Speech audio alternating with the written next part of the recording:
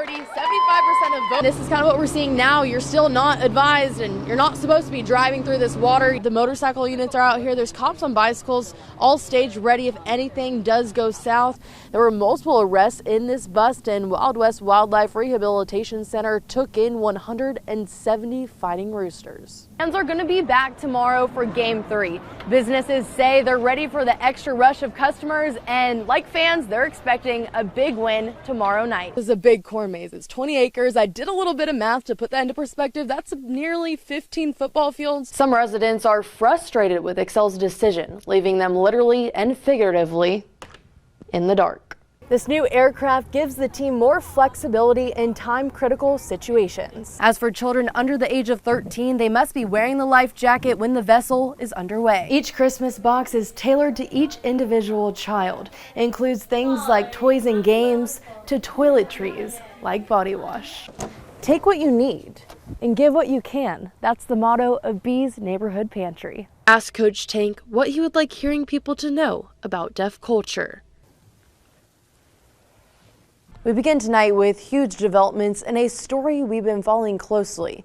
The disappearance of two Kansas women who went missing in Texas County, Oklahoma. Good morning. Happy Tuesday. We are in first alert weather mode. Yes. And some more strong winds today. Why is it so important to get involved with businesses and help give them that push and help them grow and thrive? Yeah. Helping overnight, fire crews continue to battle blazes across the Panhandle. Texas A&M Forest Service has been called in to assist two new fires. Attendees say they were there for more than just abortion, but the way the hearing was handled. Through open record request, I received a nearly 20-page incident report from the Carson County Sheriff's Office.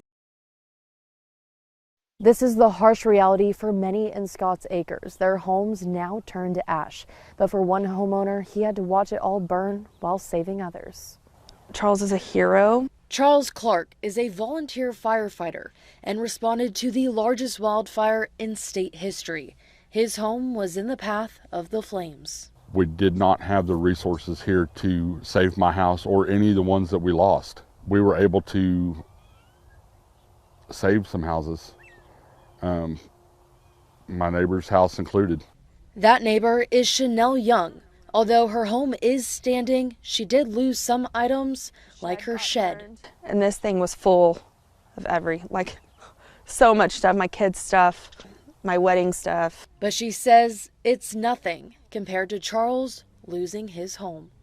It's heartbreaking because we really love Charles. And we have since the day that he moved in. And so to see him lose everything is really hard. As the smoke clears, Charles finds himself engulfed in heartbreak, despair, and frustration. And being helpless as to not being able to do more. To not be able to have saved every house. It sucks. The whole thing. Wishing that I could have gotten here faster. All the second guessing that I've done in the last week. What could I have done different? What could we as a department have done different? Us as a community have done different. There's not really any good answers to any of it. We did what we could do. This fire was a beast. There's dozens of homes in this neighborhood burned like this one. That's including the home of Joyce Blankenship, who died in the fire. In Hutchinson County, Sydnee Batzlaff, NewsChannel 10. This is Cinder the porcupine. She survived the Panhandle wildfires and was found near Lake Meredith. Since her rescue, Cinder has made remarkable progress, and her journey has stolen the hearts of many in the Panhandle, mine included. So we just soak her in here every day. And then try to debride that and pull that off. Feet are getting soaked because her pads are burned. She is going to lose the pads on her feet, and with animals, they do not grow back, the pads.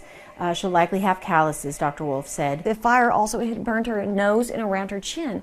That burned tissue has now been removed. Now that that's gone, she's able to move her jaw better, she can breathe better, she can try to bite us now. She's just feeling a whole lot better. Cinder was also pregnant, but the almost full-term baby passed.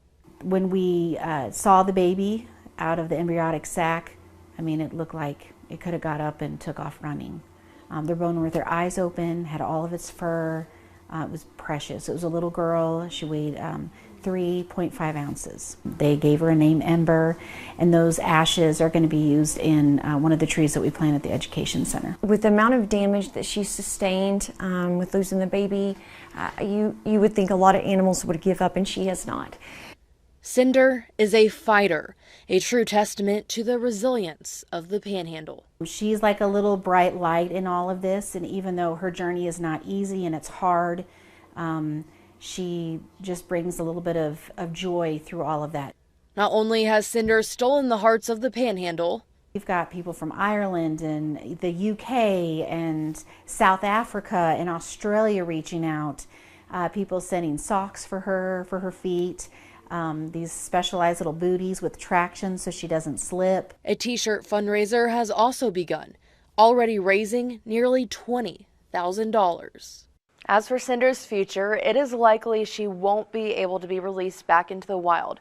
She will have her own enclosure and become an ambassador at Wild West Wildlife's new Education Center. The story is all about being kind to those with all abilities.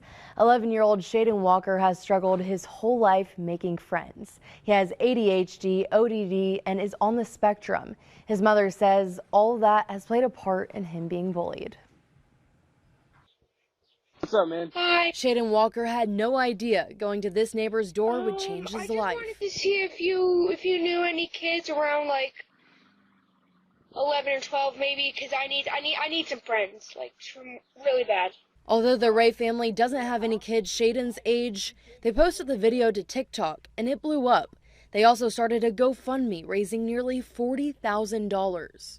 What my life was like before was kids were manipulating me and telling me that they will be my friend, but when they ask me to do something horrible, it's just, I don't feel like they're actually my friend.